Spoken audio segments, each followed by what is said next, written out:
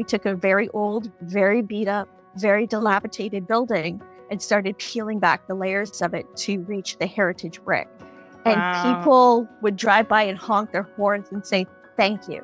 Because we were not only providing what they knew was going to be a great space with great beer, we were taking a building that had been unloved for many a year and bringing back a little bit of the history of that building into the downtown as well. So those combination of things meant, I'm not kidding you, there was never a day when we weren't working on the outside of the building where somebody didn't honk and wave and, do the thumbs up. Yeah. They may have told you to go to the big city, chase the busy crowds, find the bright lights, but no, you chose your own path to stay right here. I'm your host, Claire Bouvier. Welcome to the Small Town Entrepreneur Podcast, where opportunity is just on the other side of the door. Hello, everyone. Welcome to another episode of the Small Town Entrepreneur Podcast. I'm your host, Claire Bouvier, and we have one of the owners for Myers Creek Brewing Company with us today, and we're talking all small town entrepreneurs, and we have one right in the flesh here with us today. And I'd love to introduce you to one of the founders of Myers Creek Brewing, Greta. Greta Burnwell, welcome to the show. Thank you for having me. I'm very excited to dive in, especially talking to business owners that launched and built something during one of the hardest times in the last couple decades.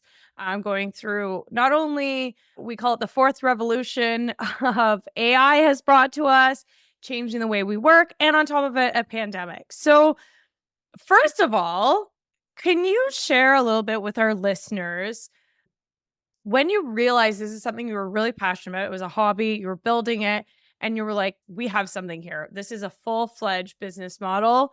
What were some of the things that you knew both at a practical level and a gut feeling level, being like, okay, it's time to go big, to put it all out there and start and run a full-time business?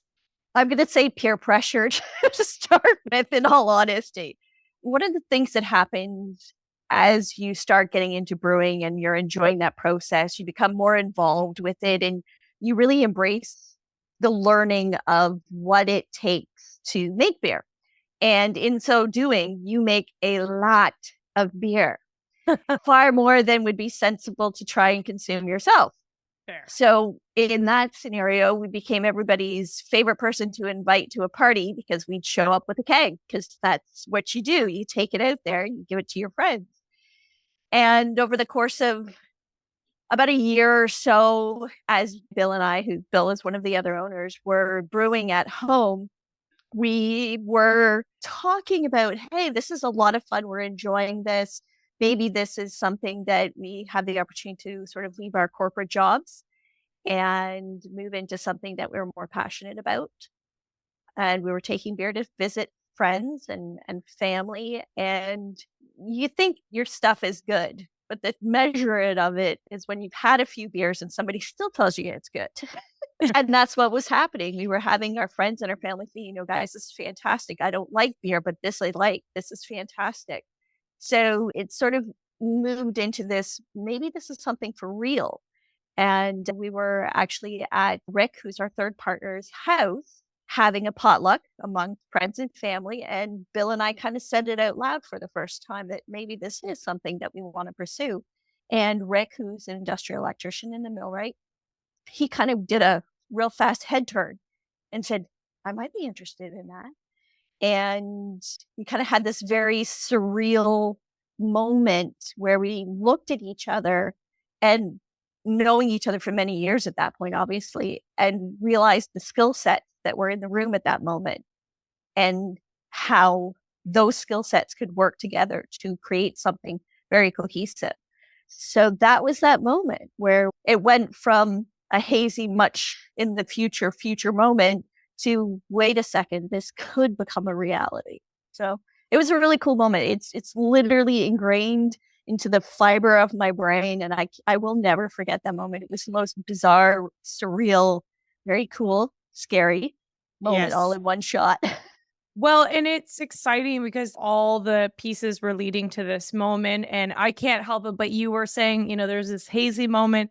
It was ingrained. And now talking to someone in the brewing world, I think of the hazy pale ale and the long grain. I was like thinking, I'm like, oh my gosh, there's so many good puns in here, Greta. You go, you pun, girl, you pun. But it's just really cool because a lot of people have passions and hobbies, but they're not willing to take the leap, which is totally fine, to just be like, I'm going to leave a corporate job and I'm going to do this. What were from very practical levels, like you have family and friends and they were liking it. And like, we really know something is scalable when a stranger tries something or experience something or buys something from you and loves it and talks about it. Can you think of a moment where that became really solidified? Because we all know can't build big businesses just off trying to get our friends and family to keep buying in. I've tried that many times with my other businesses. It's not sustainable. Could you speak to when you knew there was that moment that you were going to take the leap because you had that solid foundation built? I wish in a perfect world, in the movies, the beautiful, happy stories, it's always a moment. It's not a moment. It's a whole crap ton of hard work. I mean, we knew we had something that people liked, but making it scalable, making it something that it was business worthy in terms of creating an opportunity to get some money. It took looking at creating a business plan and sitting down and figuring out, well, what's sustainable within our location? How many breweries are already here? What is the population? What is my summer vacation people? All of those factors, all of that came together. And that was a lot of work. That was a year and a half of work. But that work is what sustains you when everything goes to heck, because you've put in that work. But you take this great moment where you're like, yeah, we could do this, sitting in the kitchen. Everybody's a little bit in a great mood because everybody's had a beer and hanging out with friends and family. Then you do the work, which enforces the opportunity. And then you have this moment where you're like, wow, all the pieces are here. There's the opportunity exists within the business space. We have the passion. Maybe we do this now. And so it starts as a spark and you have to build the fire. Then you decide you got something going on here. And that's what it was. So, and it's true. I love that it's not a moment. It's many moments bled into the hard work. Now, you talked about where you settled the community. Now, for our listeners, you are in a small town, what we call Belleville. Now, Belleville is very charming for many reasons. Can you speak to what it's like building in a smaller community and how the community really played a part in the building of the brewing company? absolutely. Belleville, at the time when we began our process within the community itself of building the brewery, there wasn't a brewery in Belleville downtown. There wasn't within the city limits. We have a brewery slightly north of us that's still considered part of Belleville, but you're looking at about half an hour drive to get to them and or into the county. So Prince Edward County, and there's all kinds of breweries out there. I think we're up to 10, 12 now. Wow. 40 wineries, 3 distilleries. It's a mecca of amazing spirits and beers and wines and, beautiful beaches and great places. But there was nothing in Belleville.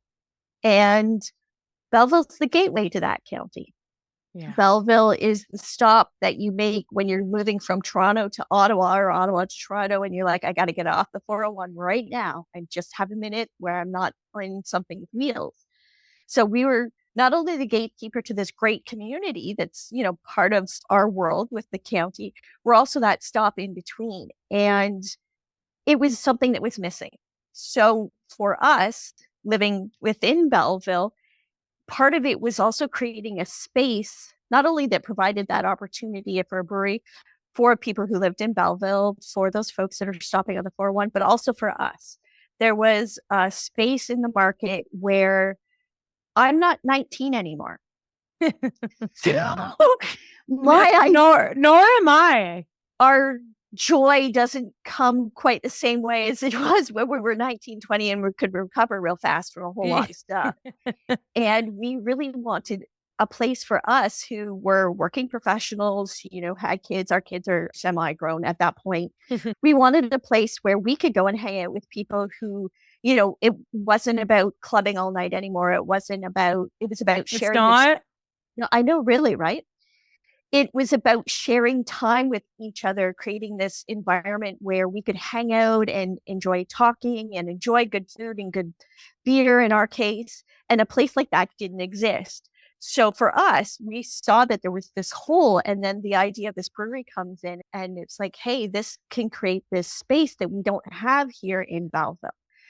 And as soon as people realized what we were doing, man, the whole community was behind that because it was something that was missing. There was no brewery in Belleville proper at the time. There were very few places where somebody who was in their 30s, 40s, whatever, could go and sit and chat and hang out. So as I said, when folks realized what we were doing, the swell of positive was there. And as we started to build work on the building that we purchased for the brewery, we took a very old, very beat up, very dilapidated building and started peeling back the layers of it to reach the heritage brick. And people would drive by and honk their horns and say, thank you. Because we were not only providing what they knew was going to be a great space with great beer, we were taking a building that had been unloved for many a year and bringing back a little bit of the history of that building into the downtown as well. So those combination of things meant, I'm not kidding you, there was never a day when we weren't working on the outside of the building where somebody didn't honk and wave and, do the thumbs up. Yeah, guys, we're here for you. Those moments during the middle of COVID, because that's when we were doing it. Free accounting software is very tempting, but it's a trap. Ugly invoices, clunky tools, no understanding of your numbers, limited capacity. That's not how you win. FreshBooks isn't free, but it makes you money. The time I've saved means more clients that I can serve. Clarity means better decisions. It integrates so you don't go crazy. Stop wasting time to save pennies. Invest in growth. Invest in you. Check out FreshBooks by going to clairebouvier.com/tools or in the show notes. Perfect segue to what I was curious because, and this is a thing, and this is why the Small Town Entrepreneur podcast exists, is that shedding light on the individuals like you, seeing there's so much opportunity in these little beautiful charming nooks and crannies of the world, and as we come together, that's where people are traveling, that's where people want to work, they want to have these new lifestyles. The big city isn't always an option for people, and also not their first option, not what they want. And so it's the individuals like you that take the risk for all of us and build something, and the community's there to support. So it's so nice to hear that, because I think for other listeners that are in a small town is to really think about, where are these gaps? Because if there's nothing a half an hour away, another brewery, like that is such a great opportunity. It's so exciting. And then here we are, all of a sudden you're building and bam, the world shuts down. How did that impact your decision-making, the marketing of it? How did you navigate that chapter? I think first and foremost, when you start a business venture of any kind, there's a whole lot of scary involved in doing that. And when you throw COVID and the worry that came with all of that, those two things together, what helped us navigate it was each other. Right. If I was having a crappy day, Bill and Rick probably weren't. And if Rick was having a crappy day, I probably wasn't. Very few were the days when all three of us were having a crappy day at the same time. And having each other to rely on to help motivate us. Because basically what in our scenario, by the time we got our building permit, which was a challenge because of our building, which is a really unique building, it was a lengthy process. The front half of our building was built in 1884. Then the middle addition was built significantly later.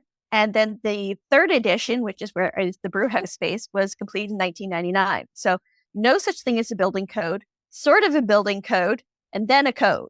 Okay, so the very different iterations of Yeah, code. it was a beast. But what it did, that space itself provided us the opportunity to start brewing even while we are under construction. The city worked with us, which was really fantastic. We got our building permit in December, and then COVID hit in March. That was literally like we had just like, okay, we got through Christmas. It's like we're going to get into it. We're demoing, and then it's like, and done. Wow. So we were working on the building because the three of us could be in the building. You know, the building is ours. We did a lot of blood, sweat, and tears in that building and tearing it down and doing all those things. But, and I'm never going to say COVID was a good thing because I'm not insane. But what it did was gave us 2 years without the pressure of our tap room to get really, really good at brewing beer. And we never had to lay anybody off. We never had to fire anybody. We never had to do that. We were able, between the three of us, to do a lot of the work ourselves. So being able to have that space to leave our house and go to work, to do something, to feel like something was happening, to have each other to help. And then those people driving by honking the horn and saying, hey guys, They need some hope too for when the world opens again too, that there's something to go to. And that's exactly it. So when things did start to open up, the city worked with us, allowed us to start brewing in the back, even though we were still renovating, because after that period of time when things could open up, then there was all the shortages, all the building equipment, gyprock, wood, forget all of it. And that's all stuff you need when you're renovating. That's how that works. So ultimately, all of those things together allowed us to keep going, to working together as a group and taking the opportunity to appreciate, and more so now as looking back at it, that we were able to get really good at brewing. What used to take us 18 hours to do takes us maybe 6 to 10, we got really good at our processes. So that when we did open our tap room, when it was completed and that portion was open to us, we were able to open the doors with 16 beers on tap. Wow. That's a lot. It's a lot. So we were able to do that because we had 2 years to get good at it, to build our processes, to know what we were doing, to do those things. So silver linings.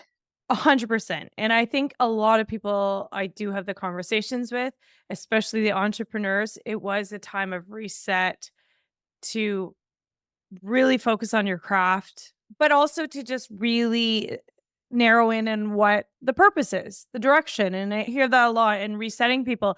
And it's interesting because you were able to come up with 16 beers, and something that when you go through your website, when you hear about your brewery, there's a huge emphasis with your beers on the element of sustainability, because you hear the word eco-friendly, sustainable, but then it's like, okay, it's a word that's commonly used, but I want to hear from you how you adopted it.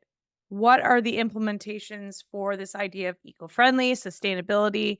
And I know this really plays into the process and whatnot, but could you speak to what makes beer so special with leaning into the sustainable practices?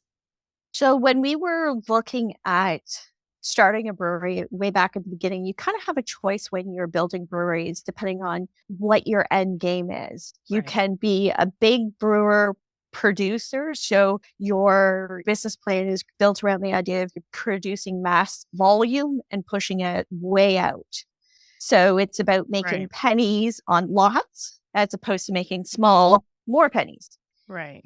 Or you choose to be that smaller brewery and you become a destination, you become a location. And that means that you need to put yourself in a place where people want to get to you and can get to you. And for us in Belleville, we wanted to be in the east end of Belleville, which is where we live, but we wanted to be where there was a regular, large group of where ultimately our target market was. In order to do that, we were putting ourselves in a position where we needed to be in a part of the city where that was not industrial. Right. So space is the premium. And when we started looking at the different brewing systems available to us, a traditional brewing system is quite large. It has a variety of tanks as you move through the different stages of making beer. Our system does not function like that. Our system is called, it's Brewha is the name of the system. It's a patented Canadian system out of BC. Awesome. Yeah. And it's an all-in-one single tank system. Wow. So my beer never moves. It doesn't move from a kettle to a mash tun to a bright tank. It doesn't move through all of those tanks. I have 6 tanks in our brewery. All 6 tanks are completely functioning by themselves, all processed in that single tank. So 6 tanks means 6 different beers at one time. Yeah. Okay. Now, we really looked at that initially because space was a huge constraint for us within where we wanted to be. But as we look more into the system, it's more reminiscent of a home brewing system. So if you brewed as a home brewer, you're used to putting the grain in a bag and the bag goes in the kettle and then you pull it out and that's how you work. And that this system reflects that. And that's how it was built. In so doing, though, that system becomes incredibly environmentally friendly because every time your beer or your wort or your liquid moves from one vessel to another vessel, that means you're cleaning that vessel. Yeah, it means you're looking at energy, you're looking at water, you're looking at chemicals to ensure that one beer doesn't infect another beer. So by having everything in a single tank, I'm not going through that process of needing to clean and sanitize and using those chemicals. I'm also using less water because I don't need to. I'm using less CO2 because that's how you move beer or liquid from one tank to another. You're pushing it with CO2. I'm not using it the same way because I don't need to. So the system itself creates an environment in which we are using less energy, less water, less chemicals, less, to the point where we don't actually have floor drains in our brewery. We don't need them because we don't create the messes. And there's nothing, it works for us at the size we're at. There's a point where this sort of system isn't necessarily sustainable as you get larger and you need to go to a traditional brewing system. Just, as you expand, the reality is I have to lift a kettle, or I have to lift a colander rather, out of a tank. And that colander, by the time I'm lifting it, it's literally thousands of pounds. So realistically, at the size I'm at, it's very sustainable and it makes perfect sense for where we are. If we go bigger, then it's something that we would have to. But because we knew where we were going to be, size was going to be a premium. Because for us, it's all about lots of different styles of beer, a turnover, different things, trying new things, as opposed to creating necessarily a core product and that's all you do. And again, it's just about who you are and who you want to be, where you choose to be within the industry itself. But for us, that made sense. So we are incredibly sustainable, incredibly efficient. I was going to say the efficiency is awesome. It's like those washers in the European, you throw clothes in, wash, dries, comes out. I mean, it takes longer, but it is all very compact. I love it. Yeah. And I mean, we're fortunate in that Rick, our other partner, is an industrial electrician. So. I was going to say that's yeah. Yeah. So if there's a way to make something as efficient as humanly possible, Rick will figure it out and he will do so. And I mean, we've done those things throughout, the course of not just our brewing process, but when we first kind of opened our doors and it was just COVID and we were able to do some outdoor patio space. One of the choices we made is we had to use plastic, but we were able to work with the city. We found a supplier that was able to provide us with plastic glassware that was actually fully compostable and it's made of corn. Cost us a little bit more. But I love the straws. They Yep. Really nice density on those. Yep. Yeah. Exactly. I really like the corn pot. Yeah. That's awesome. Now, through all of this, Greta, coming back to your experience and looking at all these moving parts, you've left a corporate job, you're up to your eyeballs in beer and renos, and we're out of the pandemic. for the most part. Was there something that was very interesting for you to learn about yourself during this process? Was there something that you noticed that surprised you about you and through this process? I don't know if it was so much of learning something about myself as it was affirmation about who I was. The job that I held where I had been at for many, many years. And over time, because of sort of the things I was doing and then seniority at where I was at, I wasn't doing necessarily the same things I started out doing when I first got into the position. And there are things that I had sort of lost along the way that walking away from that job reconnected me with those things that I enjoyed, that I loved, that I was good at. And damn it, I still am good at them. And there was, That's such a good feeling. your life takes a turn where you weren't expecting it and you get disconnected from those things that you value and disconnected from those things that you aren't. It's not a question of being good at one thing versus another, but the things that you're good at that you love, not being able to connect to those things, walking away, coming back into the brewery and working for the brewery reconnected me with a lot of those skill sets that I loved, that I used to use, that I didn't get to use. And it was nice to know that those things were still there. And it's funny how it can be so subtle, the changes in another world and in your corporate job. I think everyone can relate in some capacity that over time, whether it's age or, length of being in a position, those things, yeah, they change. And I think that's probably why you, me, the people that are dancing entrepreneurial circles is because we get to wear lots of hats and keep our fingers dipped into all the different roles that we enjoy. And it's really cool. Now, obviously, there were days, and you have, lightly mentioned that there's a team of three of you and you have a bad day. What always, like for me, I really, really look up and admire people like you that can sit in a space for 2 years, not getting any affirmation from public because you can't really open it up in the capacity. But how did you manage your expectations and keep being patient, optimistic about when the doors were opening? How did you maintain that? Because you had to just wait. I mean, you were working and building, but what pushed you through those moments, those days, those weeks, and ultimately years? Part of that was that the challenge that I was facing within the business itself was, although not the same, the entire country was facing that same reality right then. It was COVID. You don't have the support of the people around you. You've been distanced from, you don't have contact from. So everybody felt the same way at a Mhm. time when I was feeling like that. And Mhm. as time went through with COVID, people took the time to connect, took the time to reconnect, and in a very digital way, in a way that was sustainable for somebody that was all over the place and running around with the business. Because people were stuck at home, they were reaching out. So I'm never going to say COVID was a good thing, but it created an environment where the people around me were reaching out on a regular basis because we were all doing it just to maintain everybody else's sanity, just to have those moments of real human contact that might not have happened if COVID hadn't happened.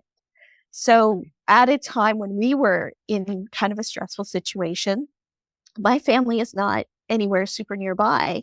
We were reaching out because of that. And I mean, our household and Rick's household basically became one household. So Mhm. it had to for a whole bunch of reasons. So we got to see people outside. Like we had each other to bounce around on and against. And that made a huge difference as well. But one of the things that, I often get asked about entrepreneurship is, kind of the advice you would give and that sort of things. And the first thing I tell people is being an entrepreneur is a team sport. Doesn't matter what you're doing because the people around you your support people are the same people that you're going to have the conversation and say, hey, I really love you, but I'm about to miss every Christmas, birthday, Thanksgiving, all of it. I'm going to miss all of it, but I love you. And we'll find ways to connect, I promise. And that sort of that synthesis of people who are around you who have create that support, that's what gets you through COVID. That's what gets you through, starting a business. And whether, whoever those people are, whether they're your family or your found family, you talk to them ahead of time. And I remember having this conversation with my family saying, you know what, I love y'all, but I'm not going to see y'all for next little while. And it's still happening. We had a family barbecue this last weekend. We were supposed to be there at like 1 o'clock in the afternoon. I'm texting my mother-in-law going, well, I'm hoping to make it for food at 5. And we pulled in at 5:30 because that's just the reality. But the support group of people around you, they sustain you. They understand, they reach out, they connect. So long story short, it's the people around you. It really is, because you don't do this in a vacuum. Oh my goodness. No, and I applaud people like you. I knew. And there's a lot of us that know, and someone like you going physically showing up in a space every day. I don't know how people like you do it. It's admiring. I live in the virtual world on my own schedule because I could never do what you're doing. But it's so needed, and we're so grateful for the Greta's in the small communities around the world. What would you like to leave with our audience that there is that itch, that scratch? I can't get over how many people I talk to, and they're like, it's so deep within them, their passion, they know they're good at it, they like it, but it sometimes just takes one person to tell them you're really good at this, go for it. What can you tell all the entrepreneurs listening to this that are living, growing, raising families, or have moved to smaller communities, rural communities? What would be the ultimate number one thing you would tell them to wrap up today's episode? Cut yourself some slack. Honestly, again, I think I said this earlier, it's not the movies. It doesn't, you don't go from an idea to a multi-million-dollar business in an hour and a half. Doesn't work like that. If only, that would be It scary. was so good. So good. I don't know. I don't know how many lessons we'd learn in that time period. And that's the thing, like especially serial entrepreneurs will know this and understand this, that it's a process and it takes time. And that's okay. But when you haven't started something before, when you've never done this before, it's that expectation that you put on yourself to go from 0 to 60. You do not do that to yourself. You will burn out so flipping fast. Yeah. Take time. It's okay if it takes a year or 2 years or 3 years. It's okay if it takes that time, because if you're passionate about it, if you do the work, if the interest is there, it will come. I agree. And really, don't work in a vacuum either. Like, talk to the people around you, connect with the people around you. There's so much more than you think you know. Mm-hmm. Give yourself time to build that, and in a space where it's safe to do that. Have your family support you, whoever that family is, whether they're, digital family or found family, or, Agreed. mom or brother or whoever, it doesn't matter. So cut yourself some slack, just keep working and give yourself the time. If you have a crappy day and you wake up and you don't feel like posting anything, for the love of God, don't. Because it's okay to take that time to give agree. yourself the best option. So take your time and persevere. And the one last thing I would put with, it's okay to walk away. You can start something, you can build something, but there can be a point where you're like, yeah, this was my dream. This is great. But you know what? Right now, right here in this place and this time, there isn't a need for this. This isn't maybe what I should be doing right now. Take it as a learning opportunity and build something else. It's okay to walk away as well. You don't have to dig yourself so deep that, you bury yourself.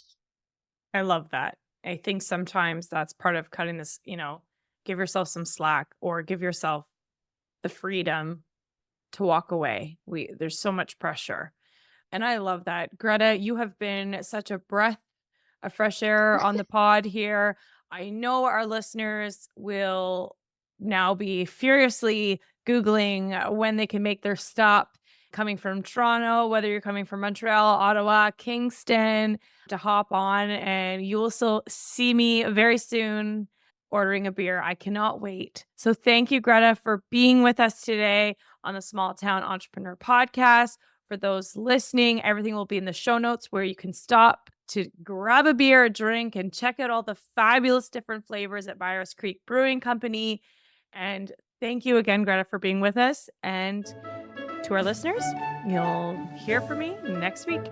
Thank you. It was lovely. Much appreciated.